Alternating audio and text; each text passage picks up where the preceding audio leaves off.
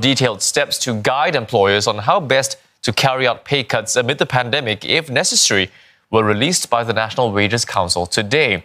And the main message remains clear: temporarily cut wages to save jobs and only retrench as a last resort. The updated guidelines will apply from November to end June next year. Chloe Chu reports. The National Wages Council usually convenes just once a year, but extraordinary times have called for extraordinary measures, as the Council gathered once again to deliver reinforced guidelines. The past few times it met twice a year were also during economic crises.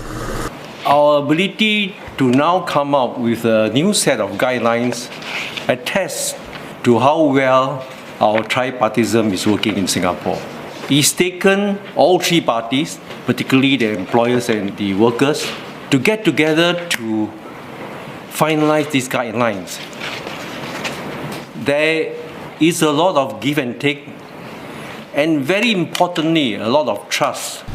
Key principles to help companies navigate the situation include using the flexible wage system, which sees a variable component of one's salary getting cut first before the basic wage, and spelling out factors businesses should consider when deciding how much of a pay cut a worker should take, such as the sector's performance and impact on the worker's finances. The Council stressed that management must take earlier and deeper wage cuts to lead by example. It also considered a reduction in employer contributions to the Central Provident Fund, but decided against this as it would fail to take into account different circumstances in various sectors and disproportionately affect only local employees. Although the guidelines are non-binding and largely built on trust, the Council strongly urged companies that have yet to implement a flexible wage system to do so. This is a tough time, right? So everybody must take the pain.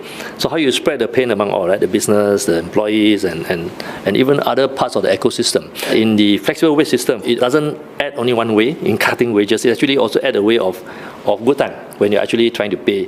You see, a lot of times when you look at employers, when they are doing well, sometimes it's also a headache. Because if you pay and you pay something that you cannot sustain, for example, you have a problem.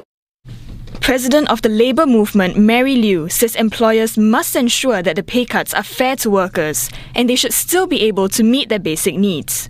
She adds the reductions that have been accepted in good faith by employees should be restored when business picks up. The NWC also laid out guidelines for specific groups, like calling for special consideration for low-wage workers and urging employers to implement a wage freeze instead of pay cuts for those earning a basic monthly salary of $1,400 or below. Support should also be rendered to self-employed persons by avoiding cancellation of projects and paying salaries on time. And businesses thriving in the current climate should bring forward hiring plans and reward staff through bonuses. Manpower Minister Josephine Teo welcomed the recommendations, saying businesses should try to retain employees, as losing talent would also hinder a company's ability to recover from the crisis. The ministry adds that if layoffs are absolutely necessary, companies should follow the updated tripartite advisory on managing excess manpower and responsible retrenchment that will be announced on Saturday.